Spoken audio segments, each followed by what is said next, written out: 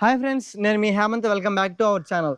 ఈరోజు మనం అయితే ఒక మంచి అద్భుతమైన శివాలయానికి అయితే వెళ్ళబోతున్నామండి. ఈ ఆలయం ఎక్కడుందంటే మన కాంచీపురం జిల్లాలో అయితే ఉండదండి. ఇందులోకి ఏ ఆలయం అంటే ఎడియారపాకం శ్రీ మహాదేవర ఆలయం అండి. ఈ ఆలయాన్ని అయితే 11వ శతాబ్దంలో అయితే కులోతుగ అయితే నిర్మించారండి. ఈ ఆలయం మొత్తం అయితే ఒక చిన్న పల్లెటూరులో అయితే ఉంటుంది. చాలా అంటే చాలా అద్భుతంగా అయితే ఉంటుంది. ఇప్పుడైతే మనం ఈ ఆలయానికి అయితే వెళ్ళి ఈ ఆలయం యొక్క పూర్తి విషయం అయితే తెలుసుకుందాం. ఈ టెంపుల్ యొక్క లొకేషన్ అయితే కింద డిస్క్రిప్షన్లో ఉంటుంది, చూడండి. అలానే ఈ వీడియోని లైక్ చేసి స్టార్ట్ చేయండి. మన ఛానల్ సబ్స్క్రైబ్ అయితే చేసుకోండి. Let's start our video. ఈ ఆలయం అనేది తమిళనాడు రాష్ట్రం కాంచీపురం జిల్లా తకోలం అనే ప్రాంతం దగ్గర అయితే ఉంటుందండి. ఈ ఆలయం దగ్గరికి అయితే మనకు తిరుపతి నుంచి కాంచీపురానికి రెగ్యులర్గా బస్సెస్ అవైలబుల్లో ఉంటాయి, ట్రైన్స్ కూడా అవైలబుల్లో ఉంటాయి. మనం కాంచీపురానికి చేరుకున్న వెంటనే కాంచీపురం నుంచి తకోలానికి లోకల్ బస్సెస్ అయితే అవైలబుల్లో ఉంటాయి. ఆ తకోలం ప్రాంతం నుంచి అయితే మనము ఈ టెంపుల్ దగ్గరికి చేరుకోవడానికి ఆటోస్ లేదంటే మీ దగ్గర ఓన్ బైక్స్ ఏమైనా ఉంటే ఆ వాటిలో అయితే చేరుకోవచ్చు.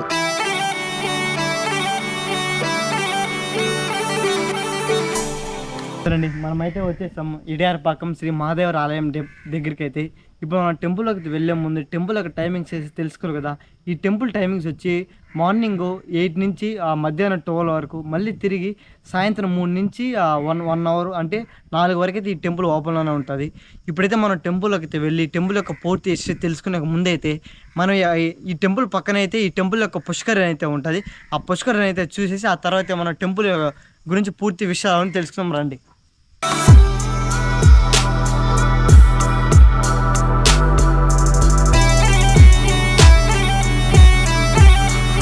ఇప్పుడు నా బ్యాక్ సైడ్ కనిపిస్తుంది కదా ఇడియారపాకం పుష్కరిణి అయితే. ఇదే ఈ టెంపుల్ యొక్క పుష్కరిణి అయితే. దీనైతే తామర కొలను అయితే పిలుస్తారు. ఇప్పుడు ఈ కొలంలో అయితే మొత్తం తామర పూలు చెట్లు అనేది చాలా అద్భుతంగా అయితే ఉండాలి. ఒకవేళ దీని అలా కొంచెం చూసేసి అయితే మనం ఇప్పుడైతే టెంపుల్లోకి అయితే వెళ్ళి టెంపుల్ యొక్క పూర్తి విషయం అనేది తెలుసుకున్నాం, పదండి.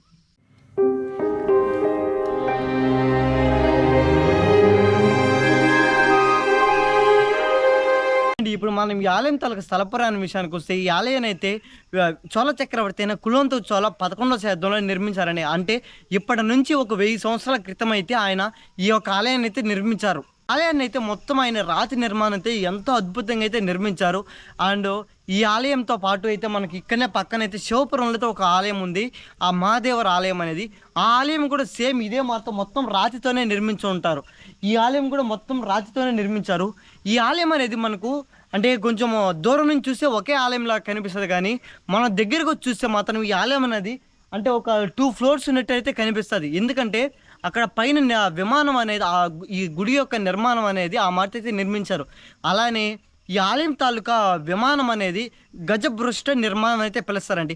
ఈ ఆలయం యొక్క వెనక భాగాన్ని అయితే మొత్తం ఏనుగు ఎలా అయితే వెనక భాగం ఉంటుందో సేమ్ అలానే ఉంటుందండి. అందువల్లనే ఈ ఆలయం యొక్క విమానం అయితే గజభృష్ట విమానం అయితే పిలుస్తారండి. ఇప్పుడు అయితే మనం ఈ ఆలయంలో ఉండే శాసనాల గురించి తెలుసుకుందామండి.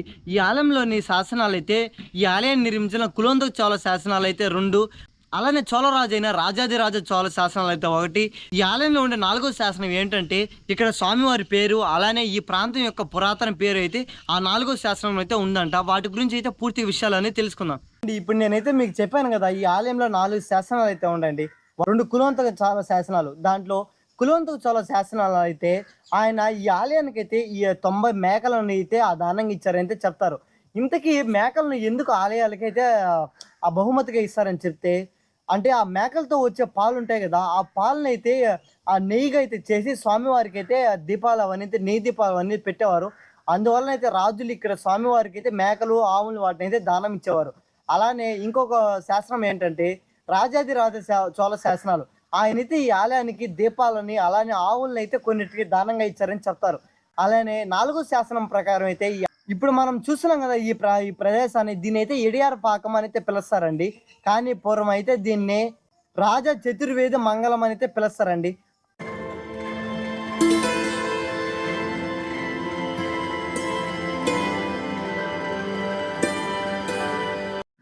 ఓకేనండి, ఇప్పుడు మనం అయితే శాసనాల గురించి మొత్తం తెలుసుకున్నాం కదా. ఇప్పుడైతే మనం స్వామివారు ఎలా ఉన్నారైతే చూద్దాం రండి. అక్కడ చూడండి, స్వామివారు అయితే ఎంత అద్భుతంగా ఉన్నారంటే అంత అద్భుతంగా అయితే ఉన్నారు స్వామివారు. అంటే ఇంచుమించుగా దగ్గర ఒక 4 ఫీట్స్ అయితే ఉన్నారు స్వామివారు.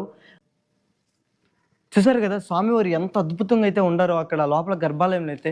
అలానే స్వామివారి పక్కనైతే శ్రీ మహావిష్ణువు యొక్క విగ్రహం అయితే ఉంది. అది ఎక్కడి నుంచి వచ్చిందంటే శివాలయంలోకి ఒక 10 సంవత్సరాల క్రితం అయితే ఏఎస్ఐ అంటే ఆర్కియాలజీ సర్వే వాళ్ళు తవ్వకాలు జరిపినప్పుడైతే ఆ శ్రీ మహావిష్ణువు యొక్క విగ్రహం అయితే బయటపడిందండి. అప్పుడు ఆ డిపార్ట్మెంట్ వాళ్ళందరూ అయితే కలిసి ఆ శ్రీ మహావిష్ణువు యొక్క విగ్రహాన్ని అయితే తీసి ఇక్కడ స్వామివారి పక్కనైతే ప్రతిష్ఠించారు. అంటే చాలా అద్భుతంగా అయితే ఉంది స్వామివారి విగ్రహం కూడా.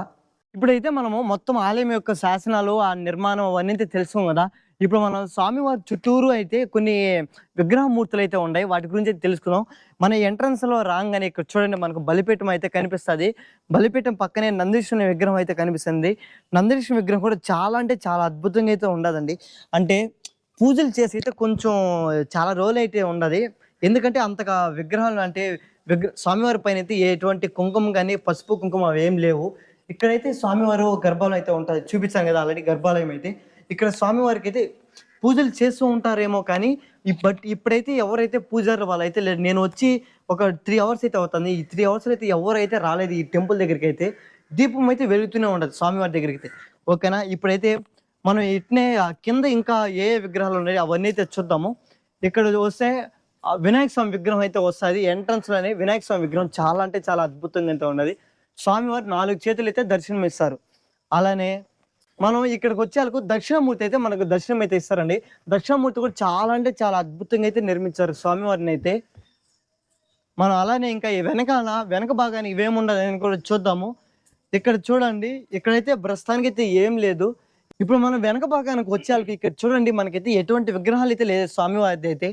ఇక్కడ నా అంచనా ప్రకారం అయితే బ్యాక్ సైడ్ ఇప్పుడు గాని శివాలయము వెనక భాగానైతే లింగోద్భవ విగ్రహం అయితే ఉంటది. కానీ ఇక్కడైతే లింగోద్భవ విగ్రహం లేదు. అది ఎవరైనా ఎత్తుకెళ్ళిపోయారా? లేదంటే ఎక్కడైనా ధ్వంసం అయిపోయిందా? అవైతే మనకు అంత ఫుల్ ఇన్ఫర్మేషన్ అయితే తెలీదండి. ఓకేనా? ఇప్పుడు మనం ఇలానే వస్తే ఇక్కడ బ్రహ్మదేవుని యొక్క విగ్రహం అయితే ఉంటది. ఇక్కడ బ్రహ్మ యొక్క విగ్రహం కూడా స్వామివారికి అయితే ఇక్కడ మనకు 4 చేతులైతే దర్శనమిస్తారు. ఎంతో అద్భుతంగా అయితే ఉంది స్వామివారి విగ్రహం కూడా.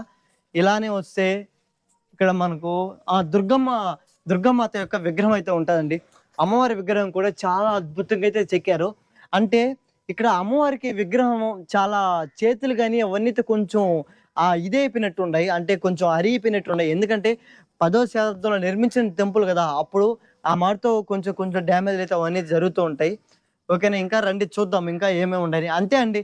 ఇక్కడ స్వామివారు ఈ టెంపుల్ మొత్తం అయితే శివగణాలైతే చెక్కారండి. ఎంతో అద్భుతంగా అయితే చెక్కారు శివగణాలైతే. ఆలయం కూడా మొత్తం రాతి నిర్మాణంతో అయితే చేసి ఎంతో వెల్ మెయింటైనింగ్ అయితే ఉండాది. నేను చెప్పాను కదా!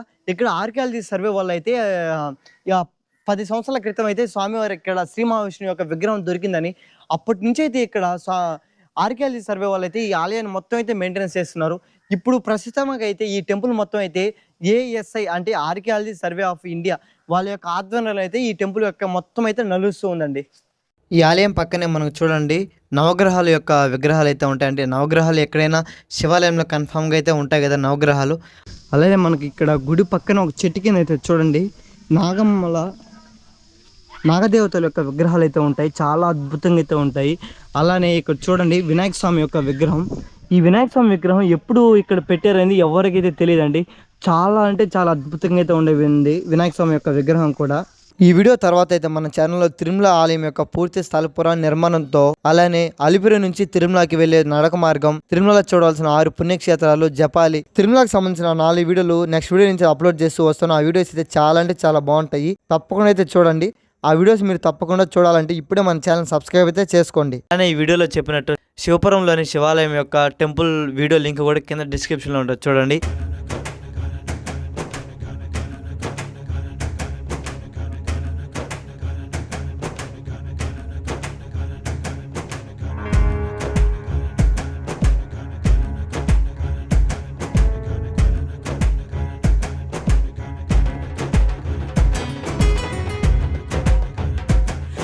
ఓకేనండి. ఎలా ఉంది వాళ్ళ వీడియో? నచ్చిందా? నాకైతే చాలా అంటే చాలా బాగా నచ్చింది.